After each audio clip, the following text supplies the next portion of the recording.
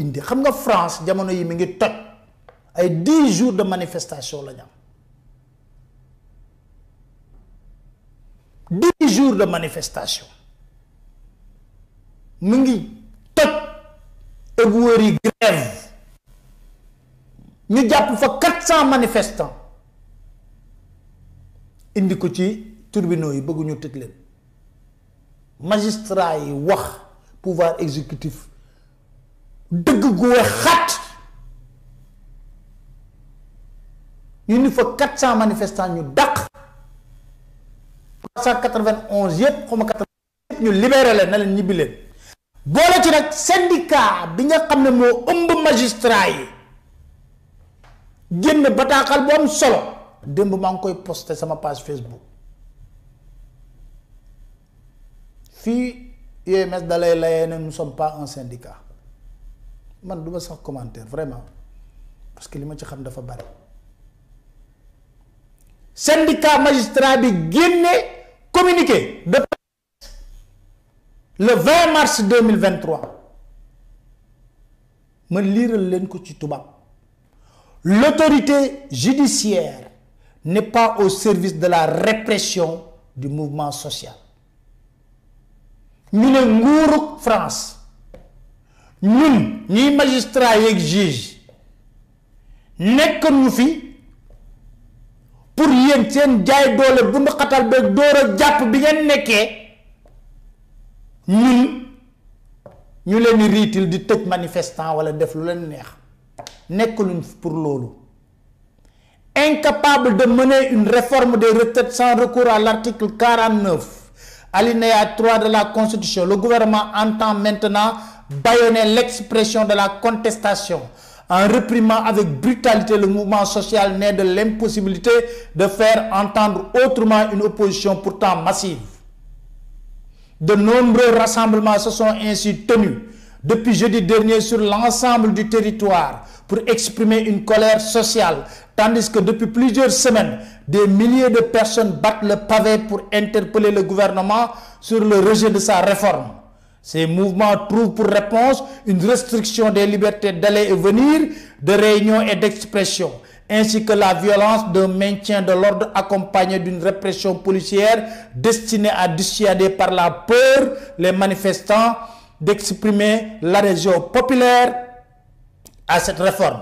L'interdiction de la manifestation sur la place de la Concorde à Paris ce 18 mars s'est ainsi soldée par une multitude de placements en garde à vue sans éléments pour caractériser une infraction. Sur 292 interpellations, 283 ont ainsi donné lieu à un classement sans suite. Cette utilisation dévoyée de la garde à vue illustre les dérives du maintien de l'ordre qui détourne l'appareil judiciaire pour le mettre entièrement à son service. Nous condamnons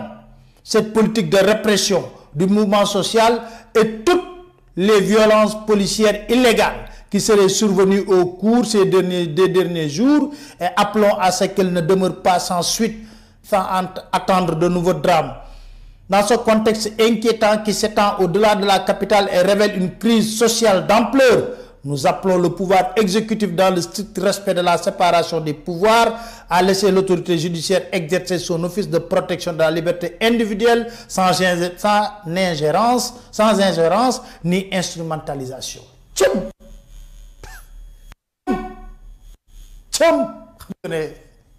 Xam nga li mooy séparation des pouvoirs xam nga nag mënuñu ñu na séparation des pouvoirs Sénégal te gis lii mooy séparation des pouvoirs ci wolof magistrat yi ñoo sol seen robe ba mu jekk toog policiers yi di bunduxatal manifestants yi nekk ci mbeddu France yi di leen jàpp di leen yóbbu garde à vue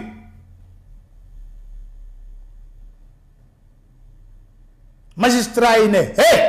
yow Macron yàgg sa police yow na ngi bëgg a def benn réforme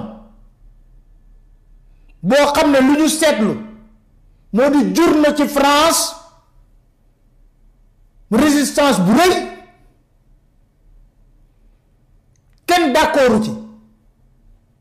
français yi wàcc ci mbedd mi ne duñ ci d'accord ak yow gouvernement boobu ba léegi ñun magistrat yi ñu seetlu ne France bi yëpp mi ngi yëngu ku nekk yaa ngi wane sa mer ku nekk yaa ngi wax gouvernement bi mu dellu ginnaaw te réforme bi ñun magistrat yi nag lu ñu seetlu moo di au lieu ngeen déglu français yi di wàcc di manifester defu leen ko de loo leen def jël police del waa takk der dal ci kaw manifestant yi xañ leen loo xam ne seen àq ak seen yelleef la di leen dal seen kaw ci amin bu ñaaw di leen dóor di leen def lu ne te nag la ñuy def seen àq seen yelleef moo leen ko may mu ne manifestation bi war na am comme place Concorde Paris loo leen def da ngeen dal ci kaw manifestant yi interdire ko ba pare jàpp lu toll ci 292 personnes 293 yëpp dugal leen garde à vue ba ngeen ñu ko indilee ñooñu ñëpp dañ leen bàyyi ne leen dem leen seen yoon ñi ngi seetlu nag ne garde à vue yooyu ngeen di def jaaduwul ndax dérive la te ñun magistrat yi seen rob ba baax rob magistrat français yi ñoo baax ñun magistrat français yi suñu rôle nekkul ci ngeen def ay ñaawteef ñu d'accord ci te ñu ngi leen di dànkaafu di ñaawlu bu baax a baax policiers yi ngeen jël ñuy dal ci kaw ay manifestants ak jàpp gi ngeen di jàpp te tegu leen ko fenn yow Macron ak sa nguur ñu ngi lay woo nga respecter séparation des pouvoirs robe magistrat yi français yi baax la robe yi baax na trop parce que man ne woon naa ne man sama doom moom du doon juge wala magistrat waaye bu ko doonee France moom bëgg naa c'est une très belle leçon c'est une très belle leçon magistrat France yi syndicat mi ngi nii communiqué